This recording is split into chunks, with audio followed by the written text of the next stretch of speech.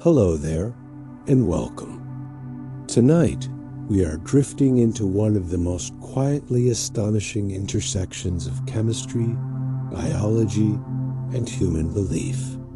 Not legend, not myth, but the real physical science behind a practice that allowed bodies to resist time itself.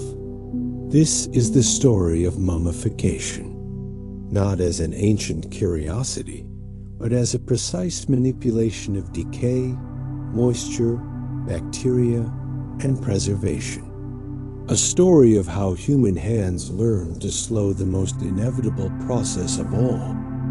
For now, there is nothing you need to do. Let your body settle into stillness.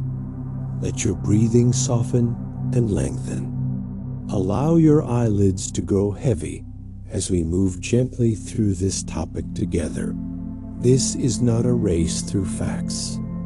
It is a slow unfolding, a quiet exploration. Let's begin. Death, from a biological perspective, is not a moment. It is a process. The instant the heart stops, cells do not vanish. They continue briefly on borrowed energy. But without oxygen, systems begin to fail in a predictable order. Enzymes lose regulation, cell membranes weaken, and the body begins a journey back toward chemistry, toward soil, toward the basic elements from which it was formed. Mummification works because it interrupts this journey at multiple points. Under normal conditions, decomposition begins with autolysis. This is the body digesting itself. Enzymes that once helped break down food inside cells begin breaking down the cells themselves. Tissues soften. Structures lose integrity. This process requires moisture. Without water, enzymes cannot function efficiently. Dryness alone slows decay more than most people realize. Soon after, bacteria take over. Many of the microbes responsible for decomposition already live inside the human gut. While alive, the immune system and oxygen-rich environment keep them in balance. After death, they spread unchecked, producing gases and chemicals that accelerate breakdown. This microbial activity also depends on moisture and temperature. The ancient science of mummification, whether intentionally practiced or naturally occurring, succeeds by targeting these exact vulnerabilities. Remove moisture, lower temperature, limit oxygen, reduce bacterial activity, control chemistry. Long before microscopes or germ theory, humans learned to read the signs of decay and reverse them through observation and repetition. In the most famous traditions of intentional mummification, particularly in ancient Egypt, the process began with dehydration. Water is life's solvent. It allows reactions to occur. Without it, chemistry slows to a crawl. The Egyptians used natron, a naturally occurring mixture of sodium carbonate, sodium bicarbonate, sodium chloride, and sodium sulfate. This compound is highly hygroscopic, meaning it draws water out of tissues. When a body is packed in natron, moisture migrates outward from cells, tissues, and organs. As water leaves, enzymes lose their environment. Bacteria lose the conditions they need to multiply. The body becomes chemically hostile to decay. But dehydration alone is not enough. Internal organs decompose faster than skin and bone. They contain higher moisture, richer bacterial populations, and softer tissues.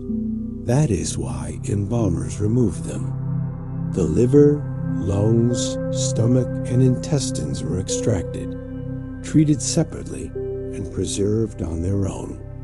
The brain, which is mostly fat and water, was removed through the nasal cavity, reducing internal moisture further. This was not symbolic. It was practical biochemistry.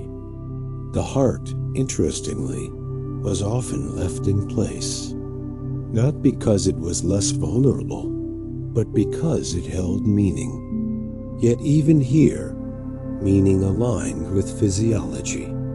The heart is dense muscle, lower in bacterial load than the gut, and more resistant to rapid decay. Belief and biology quietly cooperated. Once dehydration stabilized the body, resins and oils were applied. These substances served multiple purposes. Some created a physical barrier to moisture. Others had antimicrobial properties. Many resins are naturally hostile to bacteria and fungi. Some also polymerize over time, hardening and sealing tissues. This created something like an ancient composite material. Skin, resin, linen, and salt layered into a protective system. But mummification is not only an Egyptian story. Natural mummification occurs wherever environmental conditions mimic these principles. In deserts, extreme dryness pulls water from tissues faster than bacteria can act. In frozen regions, cold slows enzymatic and microbial activity to near zero.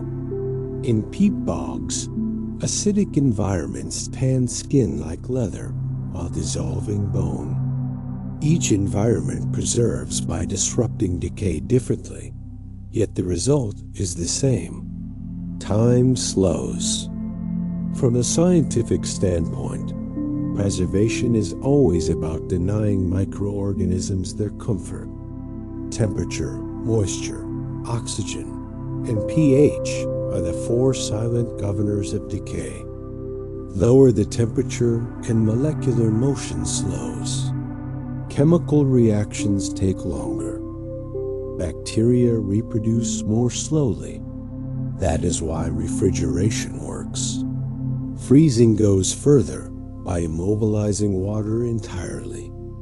Alter pH and proteins denature. Enzymes lose shape. Bacterial membranes destabilize. Peat bogs preserve skin because their acidity halts decay while staining tissues dark with absorbed tannins.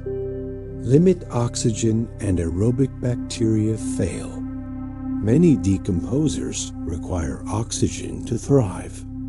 This is why sealed tombs, airtight wrappings, and anaerobic conditions delay breakdown.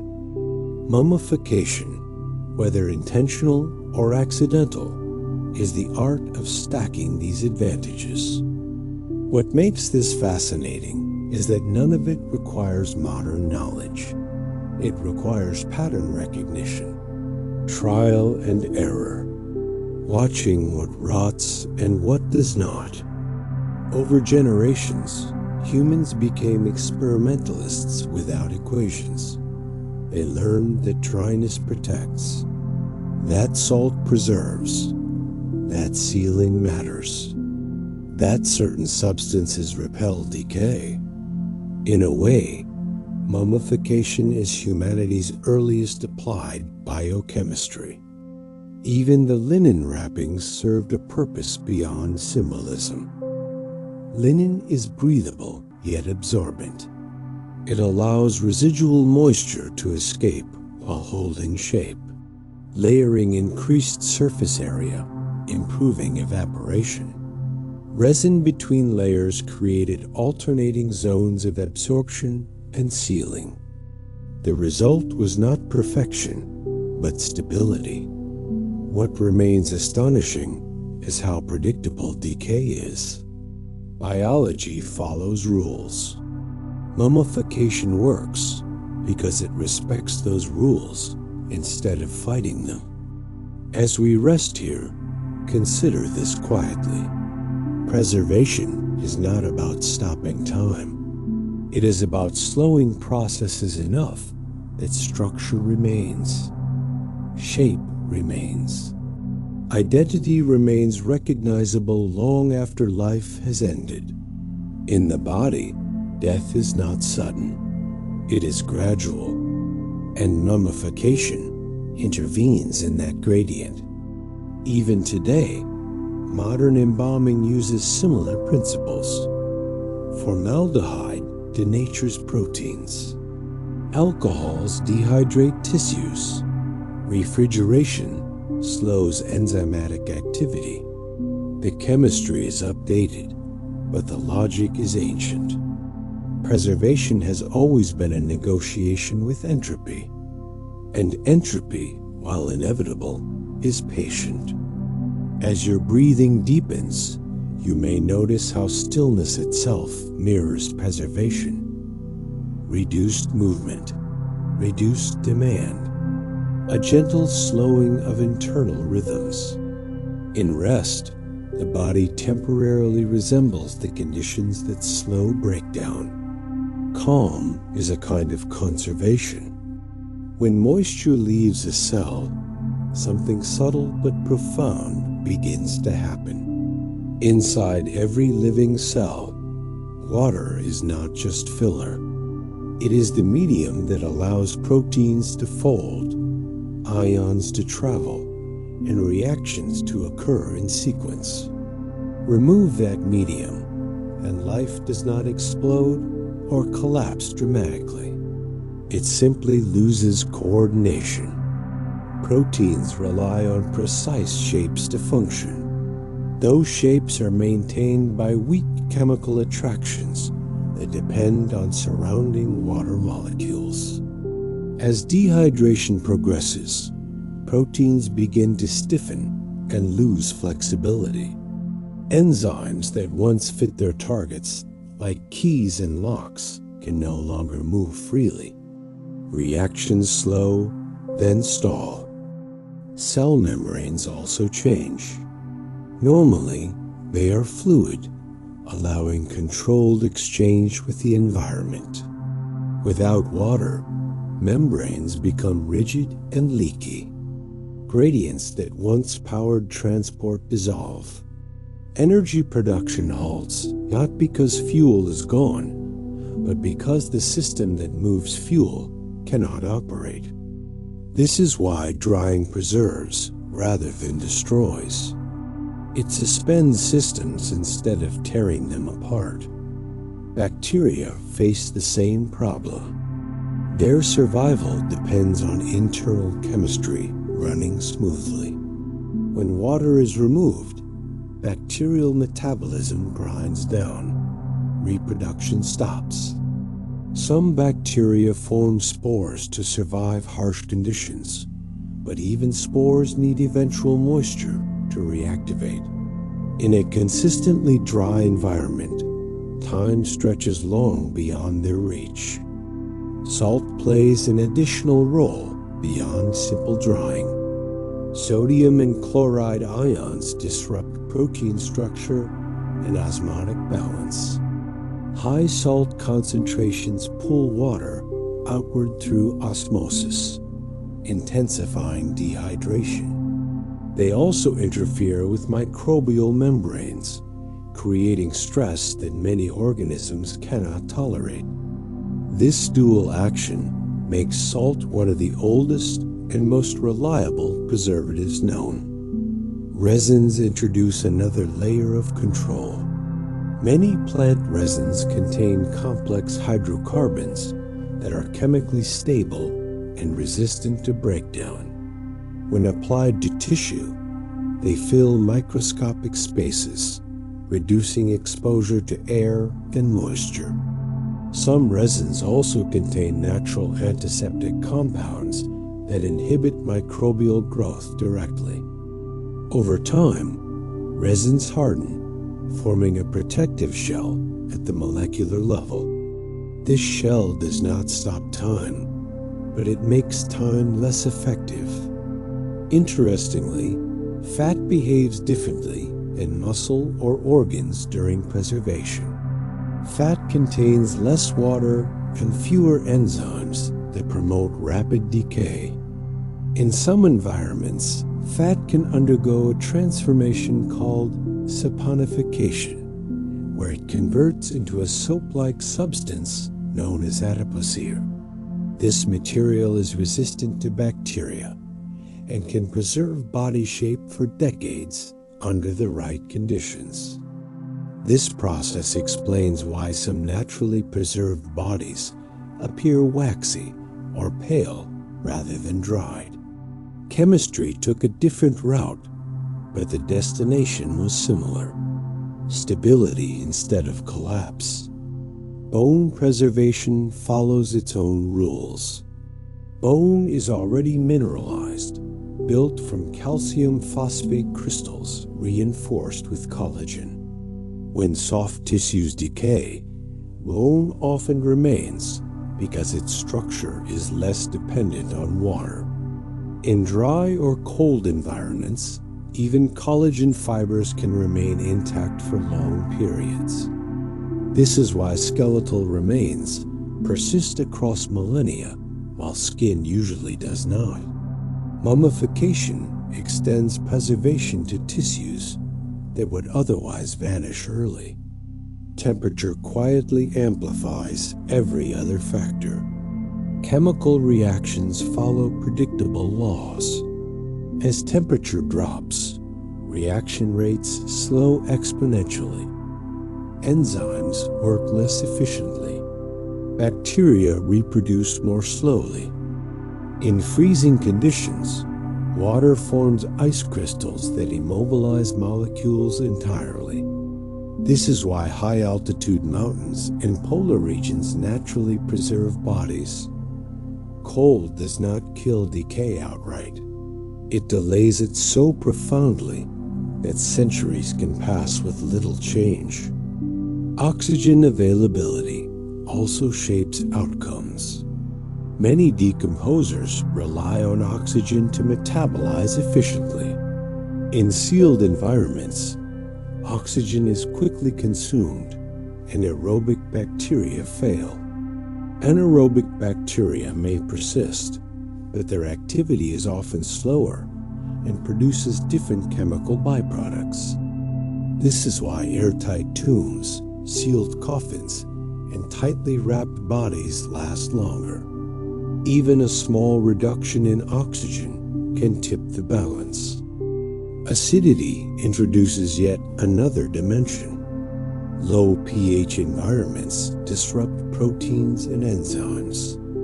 They also dissolve bone minerals over time while preserving skin. This selective preservation is seen in peat bogs, where bodies emerge with intact facial features but fragile skeletons. The chemistry is unforgiving but consistent.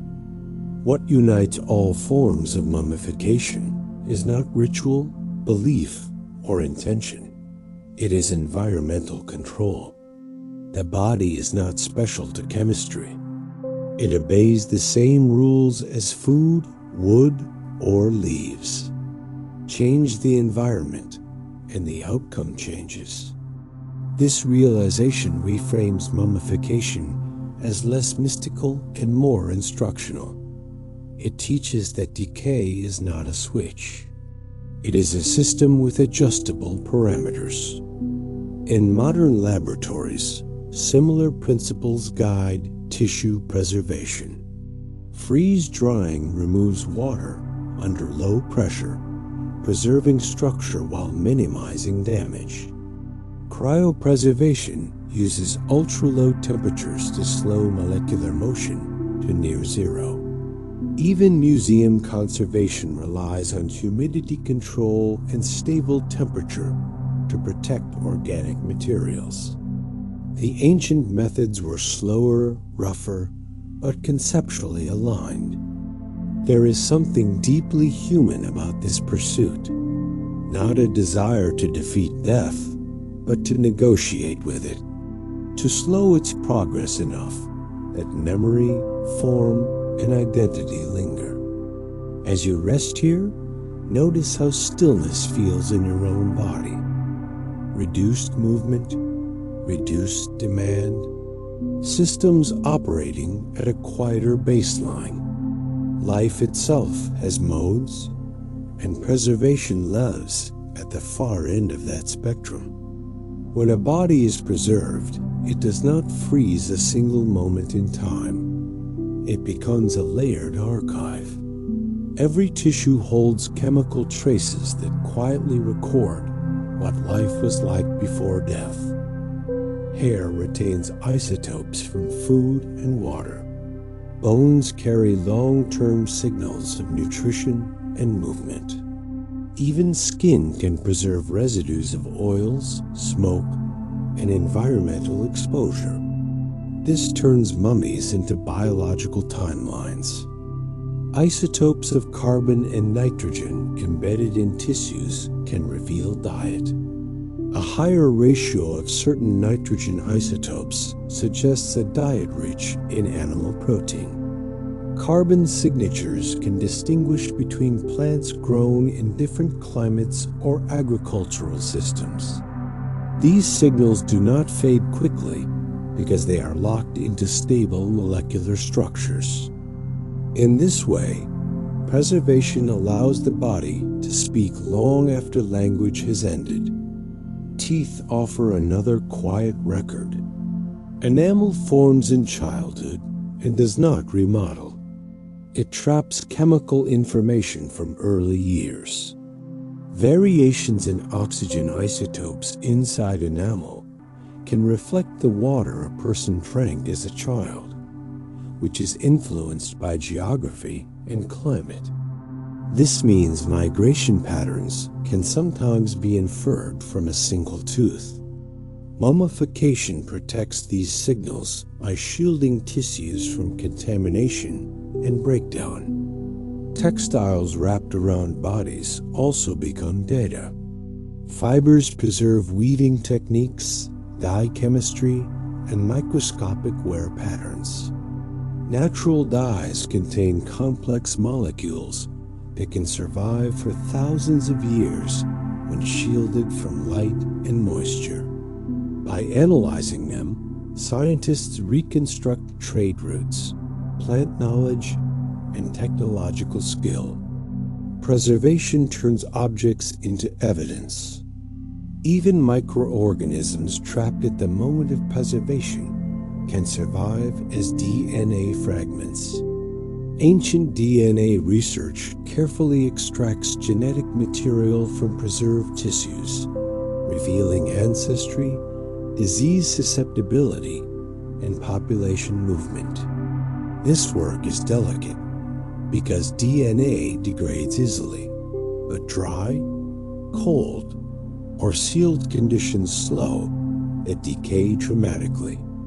Mummification does not stop genetic time, but it stretches it enough for fragments to remain readable. Pathology becomes visible as well. Healed fractures, joint wear, and bone density reveal how bodies were used. Repetitive strain leaves signatures in joints. Muscle attachments remodel where forces were strongest. These patterns persist because bone adapts during life and then holds that shape after death. In preserved soft tissue, scars can sometimes be seen. Calcified arteries reveal cardiovascular stress. Lung tissue may show traces of smoke exposure. Parasite eggs can remain in intestines, offering insight into sanitation and health. Preservation turns anatomy into testimony. The chemistry of preservation also alters how tissues age. In dry environments, cross-linking occurs between proteins, making tissues stiffer over time. This is not decay, but transformation. Molecules bond into more stable arrangements. The result is rigidity rather than dissolution. This explains why preserved skin can feel leathery or brittle. It has not rotted. It has reorganized. Lipids behave differently. Some oxidize slowly, forming stable compounds. Others polymerize, becoming resistant to further change. These processes are slow but directional. They move tissue toward chemical equilibrium rather than chaos. Time still acts, but gently. Preserved bodies also teach limits. Even in ideal conditions, preservation is uneven. Thin tissues degrade faster. Areas exposed to airflow dry differently than sealed regions. Variability appears not because methods failed, but because bodies are complex systems with gradients and compartments. This unevenness reveals how decay normally proceeds. Preservation highlights vulnerability by contrast. Modern imaging allows scientists to study preserved bodies without disturbing them. CT scans reveal internal structures through density differences. MRI is less useful because preserved tissues lack free water, but X-ray methods excel. Digital reconstruction allows examination of organs, amulets, fractures, and packing materials in place. Technology adds a new layer of preservation by reducing physical intervention. Chemical analysis now uses microsampling techniques. Tiny fragments are enough to identify compounds. This minimizes disruption and respects the integrity of preserved remains. Preservation ethics have evolved alongside scientific ability. What emerges is a partnership across time. Preservation also exposes the boundary between life and structure. Many systems that define living function are dynamic. They require flow, renewal, and responsiveness. When those systems stop, structure remains. Mummification captures structure, not process. This distinction matters. A preserved body is not paused life. It is stabilized matter. Yet matter carries history. The fascination persists because preservation allows us to approach the past without imagination alone. It provides physical continuity. The same atoms that once moved now rest, arranged in recognizable form. This quiet continuity invites reflection. As your breathing stays slow, consider how stillness allows observation. Movement creates noise. Stillness reveals detail. Preservation, in this sense, is enforced stillness. In landscapes where no hands prepare the body, preservation still occurs when conditions align with remarkable precision.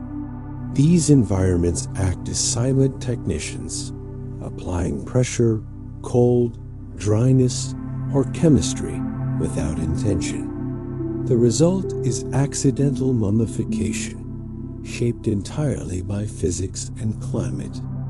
In high mountain ranges, thin air and low temperatures combine to create powerful preservation. Reduced oxygen slows biological activity.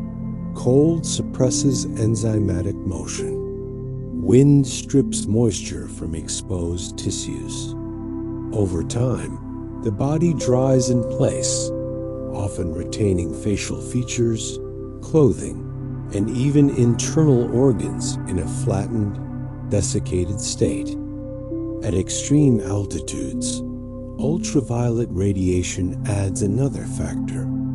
It damages DNA and disrupts microbial survival, reducing biological interference even further.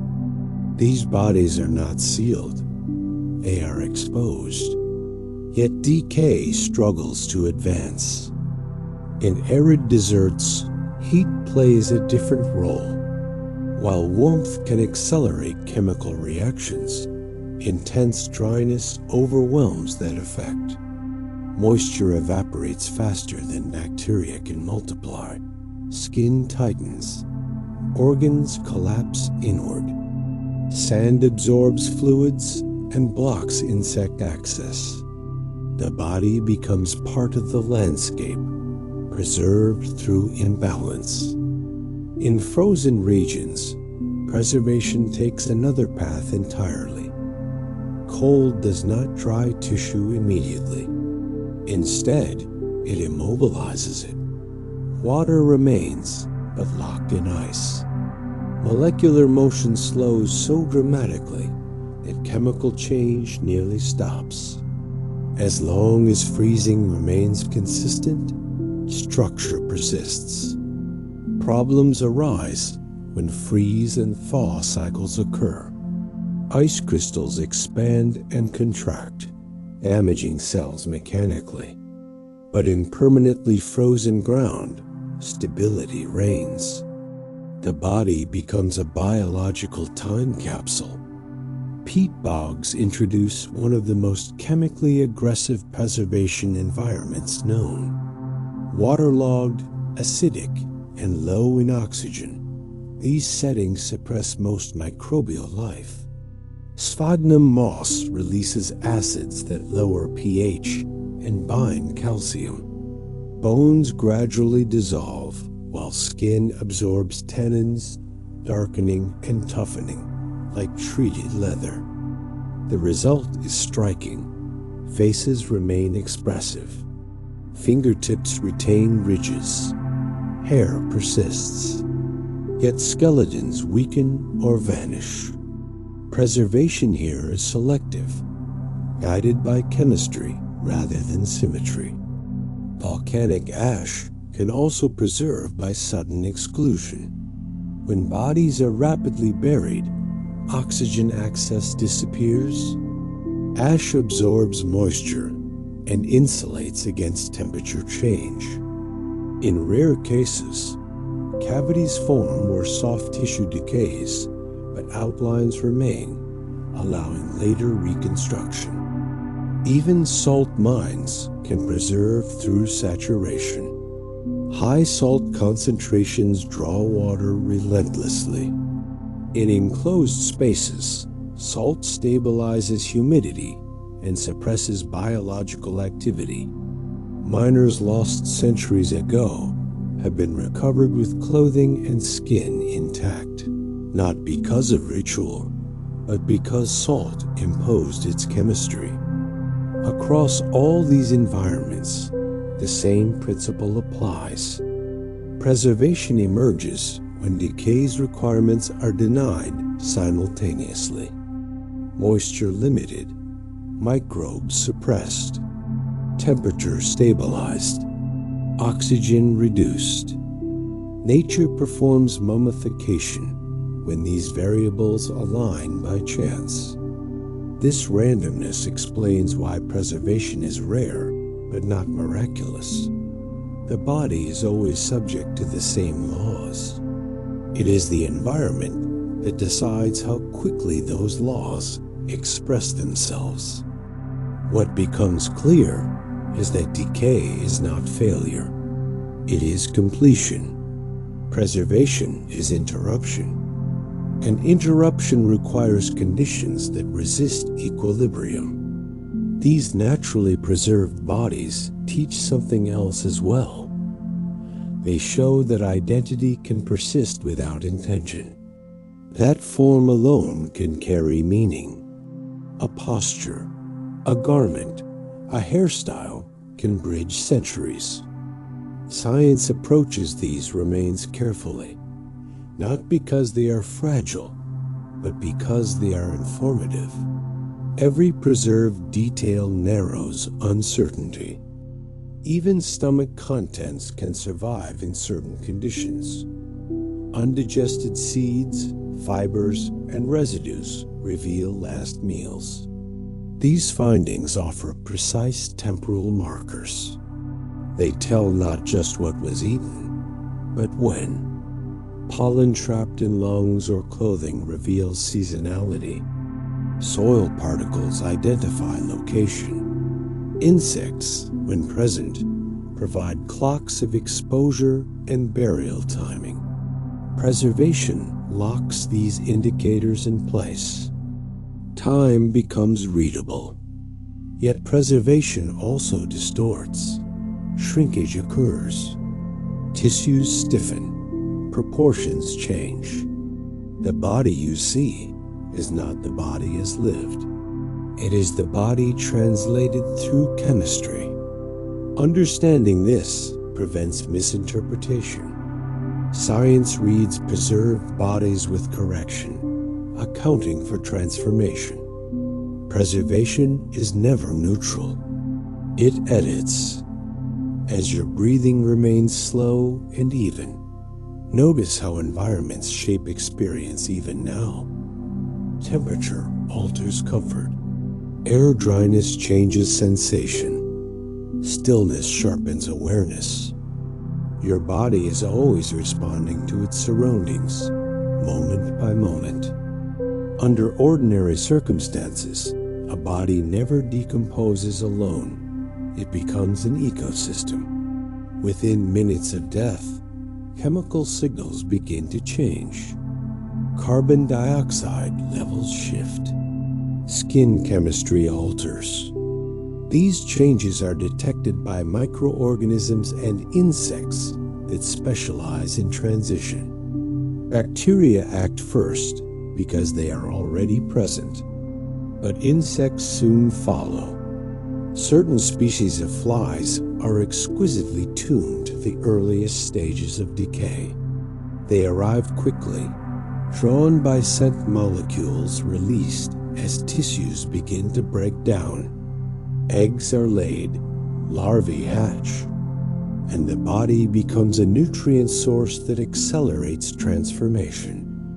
This biological succession follows a predictable order.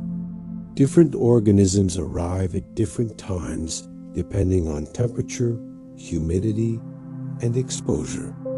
Forensic science relies on this predictability to estimate time since death. Preservation works by interrupting this invitation. Dryness prevents egg development. Cold immobilizes larvae. Sealed environments block access entirely. Acidity disrupts fungal growth. Each preserved body is one that insects never fully entered. Without insects, decomposition slows dramatically. Soft tissues persist longer. Structural collapse is delayed. The body transitions chemically rather than biologically. Fungi present another challenge. Many molds thrive in damp, stagnant environments. They break down organic matter using powerful enzymes, but they require specific moisture levels and temperatures. Preservation denies these conditions. This is why controlled humidity matters so deeply in museums and archives. Even preserved tissue can degrade if moisture returns. Under ordinary circumstances, a body never decomposes alone. It becomes an ecosystem. Within minutes of death, chemical signals begin to change. Carbon dioxide levels shift. Skin chemistry alters. These changes are detected by microorganisms and insects that specialize in transition. Bacteria act first because they are already present, but insects soon follow. Certain species of flies are exquisitely tuned to the earliest stages of decay. They arrive quickly, drawn by scent molecules released as tissues begin to break down. Eggs are laid, larvae hatch, and the body becomes a nutrient source that accelerates transformation. This biological succession follows a predictable order. Different organisms arrive at different times depending on temperature, humidity, and exposure. Forensic science relies on this predictability to estimate time since death. Preservation works by interrupting this invitation. Dryness prevents egg development. Cold immobilizes larvae. Sealed environments block access entirely. Acidity disrupts fungal growth. Each preserved body is one that insects never fully entered. Without insects, decomposition slows dramatically. Soft tissues persist longer. Structural collapse is delayed. The body transitions chemically rather than biologically. Fungi present another challenge. Many molds thrive in damp, stagnant environments. They break down organic matter using powerful enzymes, but they require specific moisture levels and temperatures. Preservation denies these conditions. This is why controlled humidity matters so deeply in museums and archives. Even preserved tissue can degrade if moisture returns. Once excluded, biological decomposers lose their advantage. What remains is chemistry acting slowly, guided by environment rather than appetite. Inside preserved tissue, cells are no longer alive, but they are not gone. Their outlines persist. Their contents are fixed in place. The cytoplasm becomes glassy. Organelles remain recognizable under microscopy. This state is sometimes called anhidrobiosis, not because the tissue can revive, but because molecular motion is restricted in a similar way. Structures exist without function. In this condition, randomness diminishes. Entropy still increases, but at a measured pace. The absence of biological agents also reduces heat generation. Decomposition normally produces heat as microbes metabolize tissue. Preservation keeps temperature stable, preventing thermal feedback loops that would otherwise accelerate breakdown. Even gases behave differently. Without bacterial activity, gas production is minimal. Bodies do not bloat. Cavities do not rupture.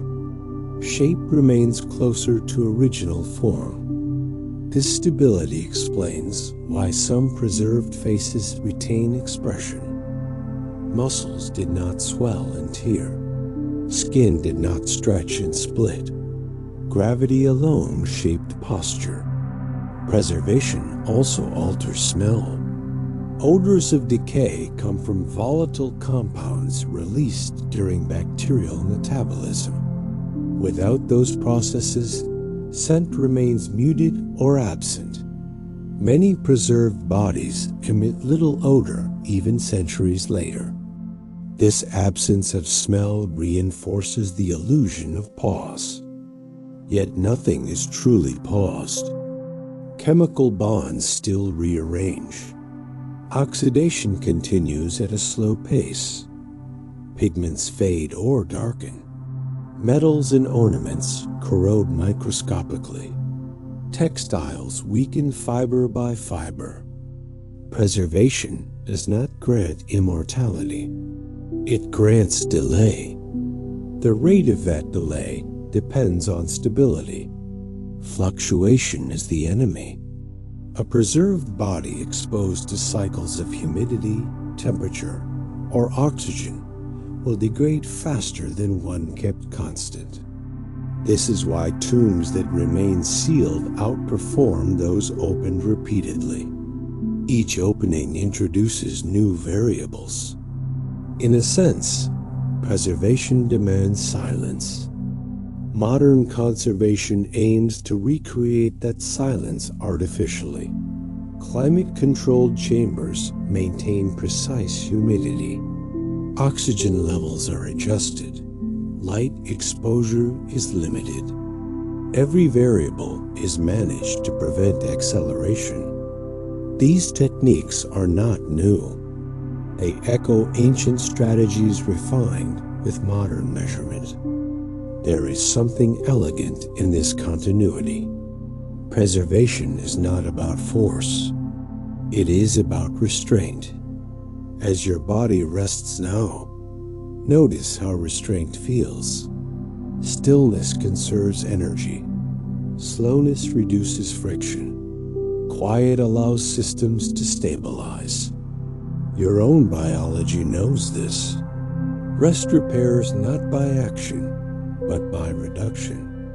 Long before preservation was understood as chemistry, it was guided by meaning. Cultural intention did not replace physical laws. It quietly selected which techniques were tested again and again until they worked. Practices that aligned with biology endured. Those that did not were abandoned. Belief acted as a filter. When a culture believed the body mattered after death, attention followed. Attention led to care. Care led to refinement.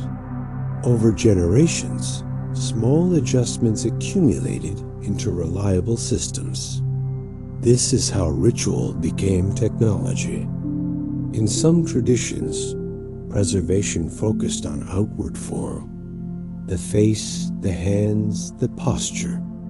These areas received more protection, more wrapping, more sealing. This emphasis unintentionally improved outcomes because exposed surfaces are where moisture loss and microbial access matter most. In other traditions, internal preservation took priority. Organs were treated, stored, or symbolically managed. These choices reduced internal decay pressures. The reasoning was spiritual. The effect was biochemical. Meaning shaped where effort was placed. Effort shaped results. This feedback loop explains why some preservation systems appear sophisticated despite limited tools. They were not designed in theory. They were selected by survival of outcomes. The same process appears in food preservation. Salting, smoking, fermenting.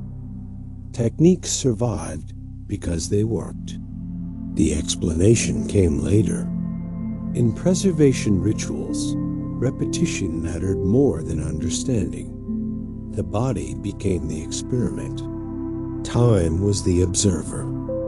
Certain substances gained reputations. Oils that slowed decay were reused.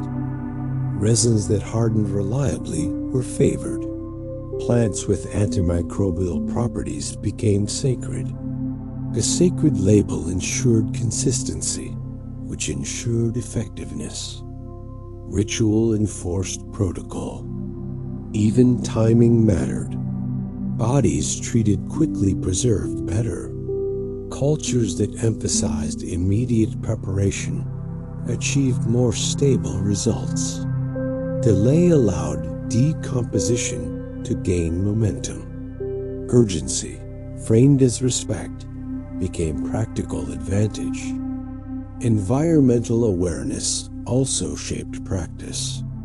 Regions with dry climates leaned into dehydration. Wet regions developed methods to counter moisture. Cold regions relied on burial timing and insulation. Each culture worked with its surroundings, not against them. Preservation was local science. This explains why no single method dominated globally. Preservation evolved as an adaptive response to environment, belief, and available materials. Diversity emerged not from disagreement, but from optimization. What all these systems share is an intuitive grasp of thresholds. There is a point beyond which decay accelerates irreversibly. Before that point, intervention matters. After it, preservation becomes far more difficult. Ancient practitioners may not have named this threshold, but they respected it. Modern science recognizes similar tipping points. Once bacterial populations reach certain densities, they alter environments to favor their own growth. Once enzymes leak beyond containment, they trigger cascades. Early action changes trajectories. Preservation is about acting before momentum builds. This concept extends beyond bodies. It applies to materials, ecosystems, even habits.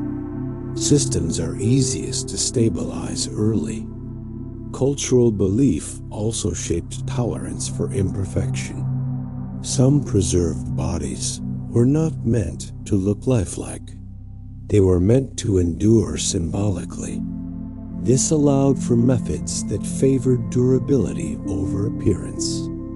In other cases, appearance mattered deeply. Faces were reconstructed, features padded, linen used to restore volume. These interventions reduced airflow and increased stability, even if their intention was aesthetic. Again, belief and biology aligned. Over time, preserved bodies influenced belief in return. Seeing a body endure reinforced the idea that preservation mattered. Success validated meaning. Meaning justified effort. This self-reinforcing loop refined technique without formal science. As you rest with this idea, notice how learning often works this way even now. Success reinforces behavior. Behavior shapes environment. Environment shapes outcome. The body, in preservation, became both subject and teacher. Even under the most carefully controlled conditions, preservation never reaches true stillness. Molecules continue to move, albeit slowly. Bonds rearrange, energy gradients flatten. The direction is subtle, but it is always forward. One of the quiet processes that continues is oxidation.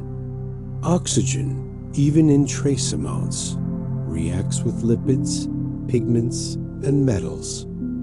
Over decades or centuries, colors darken or fade. Oils thicken, resins become brittle. These changes are gradual enough to escape notice in a single lifetime, yet inevitable across many. Another process is molecular cross-linking. Proteins that once slid past one another begin to form additional bonds. This makes tissues increasingly rigid. Flexibility gives way to stiffness. The transformation does not destroy structure, but it alters texture permanently. This is why preserved skin often cracks rather than tears. It has crossed a chemical threshold. Water, though largely removed, is never entirely absent. Bound water remains attached to molecules. Over long spans, even this minimal presence allows slow reactions to proceed. Preservation reduces speed. It does not erase possibility. Radiation adds another invisible influence. Natural background radiation slowly breaks chemical bonds. DNA strands fragment. Organic molecules accumulate damage. This occurs everywhere, even in deep burial or sealed chambers. Time leaves fingerprints even in silence. Light, when present, accelerates change. Ultraviolet radiation, disrupts molecular stability. Pigments degrade. Fibers weaken. This is why darkness is a preservative in itself.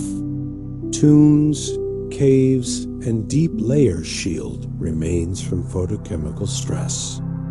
When preserved bodies are exposed to light after centuries, change resumes more quickly. The transition from sealed darkness to open air is a shock at the molecular level. Temperature fluctuations compound this effect. Expansion and contraction stress materials. Microfractures appear. Interfaces between different tissues respond differently, creating internal strain. Preservation favors constancy above alls. Another limit lies in the chemistry of salts and minerals. Over time, salts can migrate. Crystals form and dissolve depending on humidity. These movements can distort tissues from within, reshaping surfaces slowly. In some preserved remains, salt crystallization creates internal pressure that fractures skin or textiles. Again, preservation delays, but does not cancel physics. What remains remarkable is not that preservation fails eventually, but that it succeeds for as long as it does. The body is complex. It contains thousands of chemical species arranged in fragile balance. That any of this arrangement persists beyond death at all is extraordinary. Preservation reveals how much structure depends on environment. Remove certain pressures and form remains. Restore them and change resumes. This teaches a broader lesson. Stability is not inherent. It is conditional. Even now, your own body maintains form through constant regulation. Temperature control, fluid balance, repair. When those systems stop, chemistry takes over. Preservation simply replaces biological regulation with environmental regulation. The boundary between life and preservation is thinner than it appears. As you lie here, breathing quietly, notice how small adjustments change sensation. A slight shift in temperature, a change in airflow. The body responds immediately. Chemistry listens. Preservation is the same principle applied permanently. Modern preservation attempts do not begin with ritual or belief. They begin with precision. Sensors replace intuition. Equations replace repetition. Yet the goal remains familiar. Slow change enough that structure outlives expectation. One of the most advanced approaches is cryogenic preservation. At extremely low temperatures, molecular motion drops to near stillness. Water freezes, reactions stall, and time appears to thin. In theory, if temperature remains stable and ice crystal damage is prevented, biological structures can persist far longer than under any dry or sealed condition. The challenge lies in ice itself. When water freezes slowly, it expands into sharp crystals that puncture membranes and disrupt organization.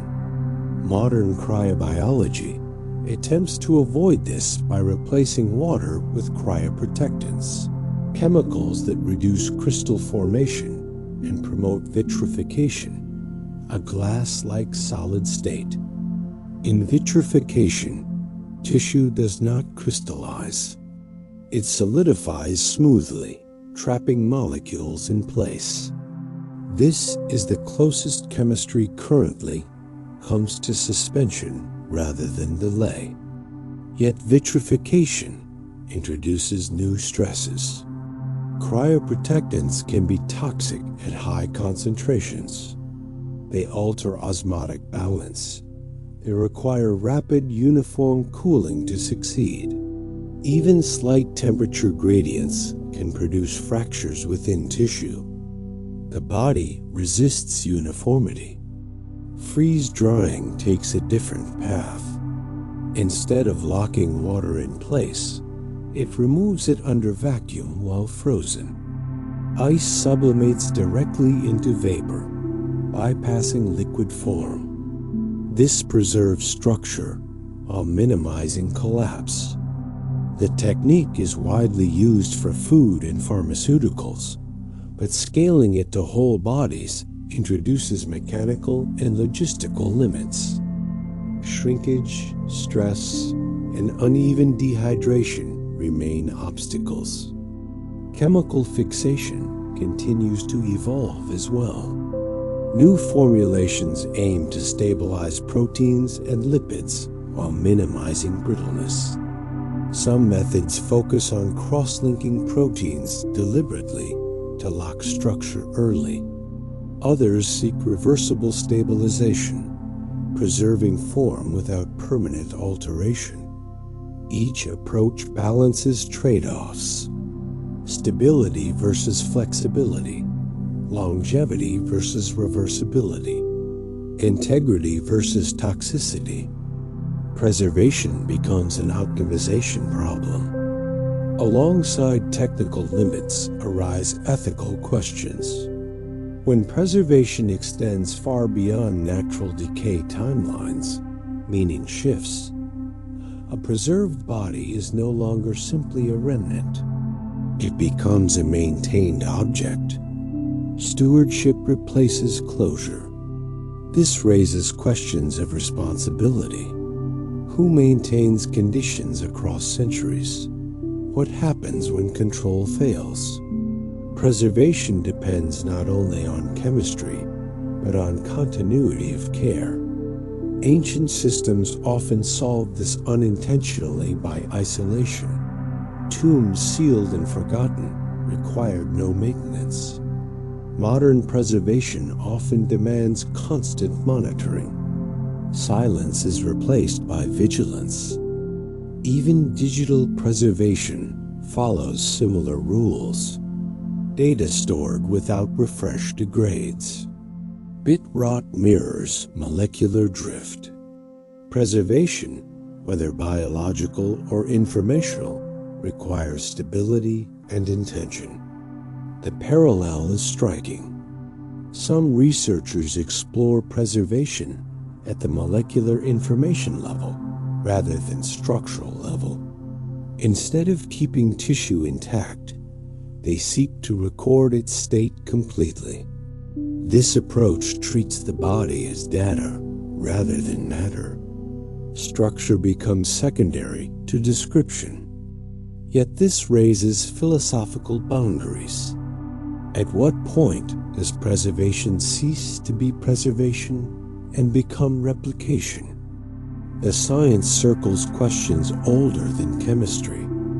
As these methods develop, they reveal how narrow the window is between delay and disruption. Push too hard against entropy, and systems fracture. Allow too much freedom, and they dissolve. Preservation lives in that narrow middle ground. As your body remains still, notice how balance feels. Not frozen, not collapsing, simply supported. The same principle governs every successful preservation effort. As we slowly return from this long, quiet journey, something subtle may already feel different. Not louder, not dramatic, just a little clearer. Mummification, when seen through the lens of science, is no longer a strange defiance of nature. It is cooperation with it. A careful adjustment of conditions that slows what would otherwise rush forward. It shows us that decay is not chaos, but order moving in a familiar direction. And preservation is not magic, but timing. Across deserts, ice, Salt, resin, ritual, and laboratory steel, the same lesson repeats itself. Change is not all or nothing. It moves by gradients. Speed matters, environment matters. Small variables decide enormous outcomes. The body, after death, becomes honest matter. It no longer repairs itself. It no longer resists chemistry. And in that honesty, it teaches us how fragile form truly is, and how much of life depends on balance rather than force. What remains preserved is never the person as they were. It is not breath or thought or awareness. It is structure, arrangement, the quiet echo of a system that once moved. And yet, even that echo is enough to connect centuries, to let modern instruments listen to ancient lives without imagination filling the gaps. Science did not remove the mystery. It refined it. Because when you slow decay enough, you see something important. Time does not destroy everything equally. It favors instability. It accelerates where conditions allow. And it softens where systems are protected. In a way, preservation reflects rest. When the body rests deeply, systems quiet. Demand drops. Repair begins. Not because something is added, but because excess activity is removed. Preservation is rest taken to its extreme. As you lie here now, supported, breathing slowly, you are not stopping time, but you are changing how it feels. Stretching moments, reducing friction, letting the nervous system drift toward its own kind of stillness. Nothing needs to be held onto. Nothing needs to be solved. Like preserved bodies resting in darkness, you can allow gravity to do the work. Let muscles soften. Let thoughts loosen their grip. Let attention widen and then fade.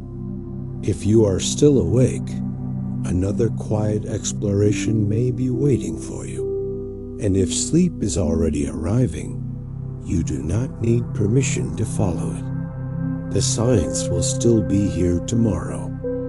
For now, rest.